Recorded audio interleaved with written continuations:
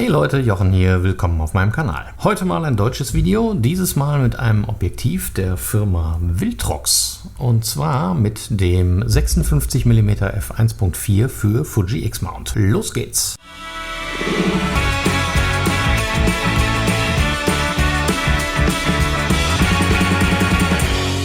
Falls ihr hier neu seid, mein Name ist Jochen, ich bin Hobbyfotograf aus Düsseldorf und bin überwiegend im Bereich Porträts und Streetfotografie unterwegs. Schaut gerne mal auf meinen Instagram-Profilen vorbei. Heute halte ich zum ersten Mal ein Objektiv der Firma Viltrox in der Hand, und zwar das 56 mm f1.4 mit Autofokus. Das Objektiv wurde mir zum Testen kostenlos von der Firma Pergear zur Verfügung gestellt. Ich bekomme aber weder Geld für dieses Video, noch muss ich deswegen mit meiner Meinung hinterm Berg halten. Das wird auch heute keine vollständige Review, sondern eher so ein erster Eindruck. Denn es handelt sich mit seinen 84 mm umgerechnet aufs Vollformat um eine klassische Porträtbrennweite. Ich kann sie aufgrund der momentanen Corona-Lage aber leider nicht in einem TFP-Porträtshooting testen, da ich diese bis auf weiteres erstmal alle absagen musste. Das werde ich dann aber in jedem Fall noch nachholen. Einen 56er gibt es ja auch bereits von Fuji, sogar in zwei Versionen, einmal mit und einmal ohne sogenannten Apodisationsfilter, kurz APD, der für ein schöneres und weicheres Bokeh sorgen soll. Ich besitze hier das günstigere ohne diesen Filter und es ist neben meinem 35 mm 1.4 mein absolut bevorzugtes Porträtobjektiv. Beide Varianten von Fuji haben eine maximale Blende von 1,2, womit man eine unglaublich schöne Freistellung vom Hintergrund bewirken kann. Das Viltrox hier bietet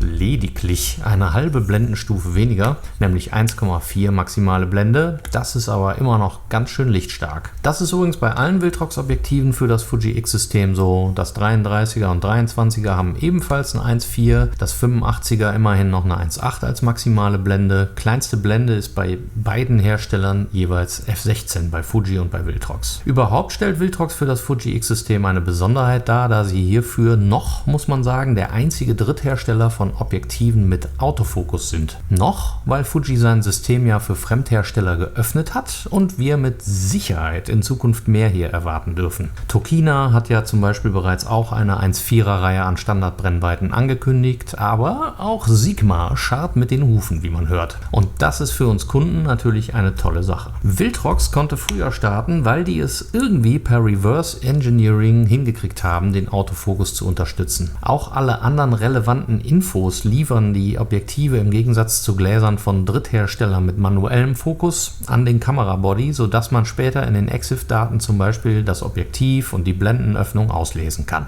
Die Objektive von Viltrox sind natürlich alle deutlich günstiger als die von Fuji. Das 56er hier kostet aktuell um die 350 €. Mein Fujinon 56 mm 1.2 im Moment so zwischen 800 und 850 €. Das mit APD etwas über 1000 €. Der Zeitpunkt der Veröffentlichung dieser Brennweite ist von Viltrox meiner Meinung nach übrigens ziemlich schlau gewählt, denn das Fuji 56er ist ja schon etwas in die Jahre gekommen, nicht vom Glas oder von der Bildqualität her, sondern was die Autofokus-Performance angeht. Mit dem 50 mm f1.0 hat Fuji hier zwar etwas offenbar Grandioses nachgeliefert, ich würde es gerne mal testen, aber das Update von 1600 € dürften Hobbyfotografen wie ich selber doch eher scheuen. Da ist dieses Teil hier vielleicht eine Alternative, wir werden sehen. Schauen wir es uns mal von nahem an. So, das erste, was hier auffällt, kühles Metall bei der Sonnenblende. Das ist schon mal nett.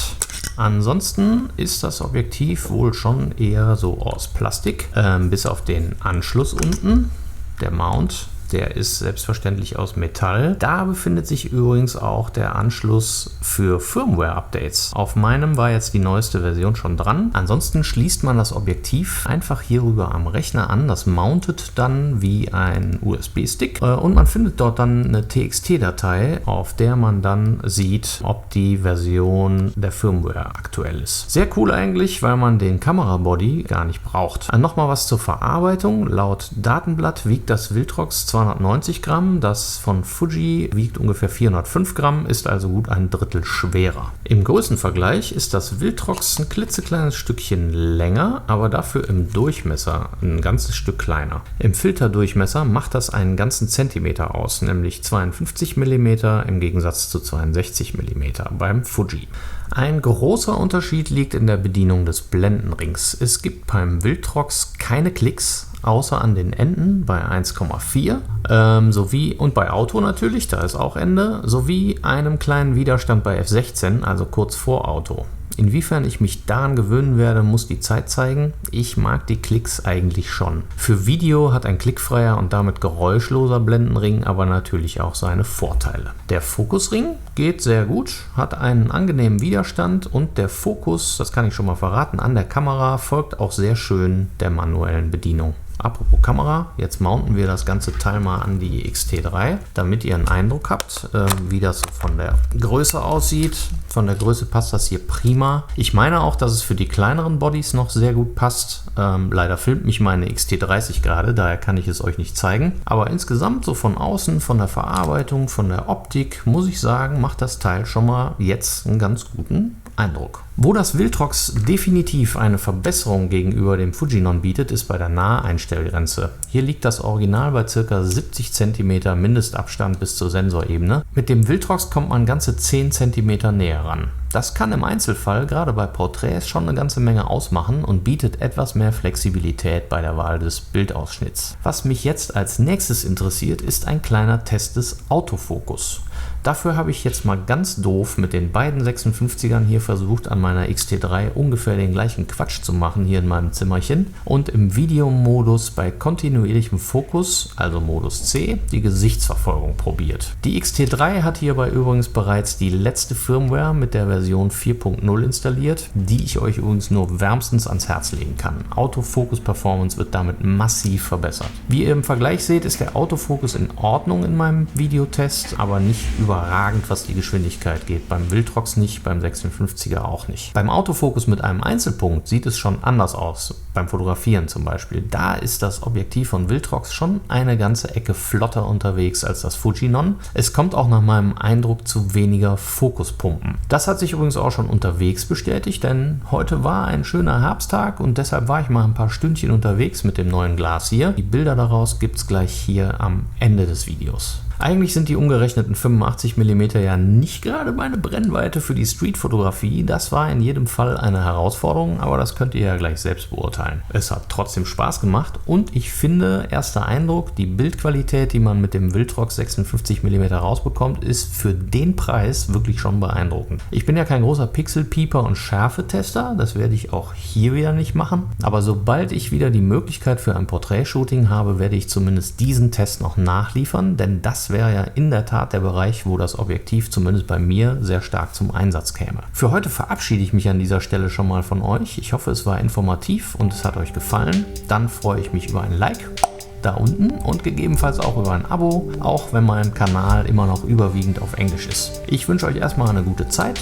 Passt auf euch auf. Ciao.